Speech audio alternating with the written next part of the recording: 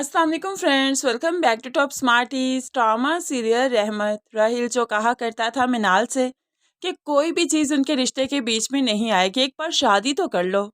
तो आज फिर वही हुआ जिसका मिनाल को खौफ था, जिसकी वजह से वो शादी नहीं करना चाहती थी, बार बार इनकार कर रही थी।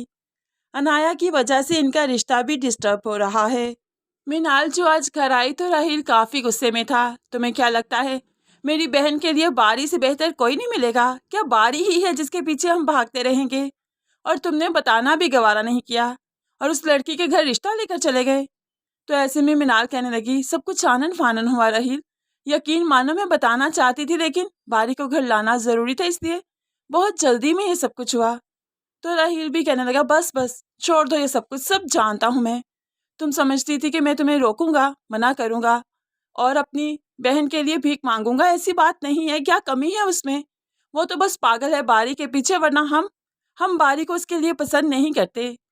अब मिनाल मिनाल अच्छा करे तो यहाँ पर राहिल को याद दिलवाए कि शादी इन शराइत पर हुई थी, कि ऐसी बातें इनके रिश्ते के बीच में नहीं आएंगी। तो होप सो फिर राहिल रियलाइज़ करे और इस तरह की लड़ाई वो मिनाल से ना करे, क्योंकि मुझे ऐसा लगता है कि मर्द की याददाश्त थोड़ी कमज़ोर होती है। अगर उसे औरत साथ साथ याद करवाती रहे तो वो बेहतर फील करता है। और ऐसे में हमें लगता है कि मिनाल को इसे माजी याद करवाना चाहिए, जब राहिल मिन्नतें करता था शादी के लिए और मिनाल इसी खौफ की वजह से शादी से इनकार करती थी।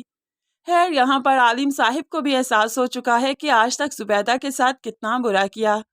अब उन्होंने ठान लिया है कि गलत को गलत और सही को सही कहेंगे। बेटों की वजह से उनका सर झुक चुका है, जिसकी वजह से रुमैसा परेशान है कि आलिम का रुझान बेटियों की तरफ और जुबैदा की तरफ होता जा रहा है।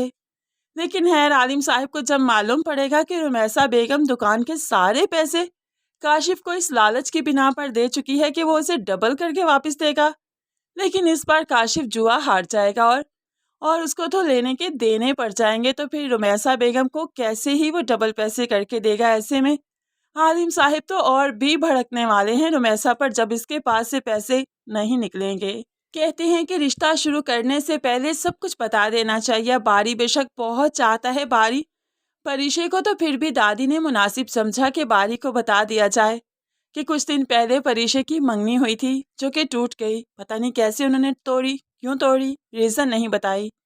अब सब कुछ बारी को बताना इसलिए ज़रूरी है कि फ्यूचर में परीशे को कोई मुश्किलात पेश ना आए, और यही होना चाहिए कि एक एक चीज़ ज़रूर बतानी चाहिए। और दादी यहाँ पर अक्लमंदी का मुजाहरा कर रही हैं। बारी को इस बात से फ़र्क नहीं पड़ेगा। बारी को तो सिर्फ इस बात की खुशी है कि परीशे उसकी हुई, और परीशे उसके अलावा अब किसी की नहीं हो सकती। परीशे उसे चाहती है और वो परीशे को, और उनके बीच में अब कोई तीसरा नहीं आएगा। यही सोच सोच कर बारी बहुत खुश है।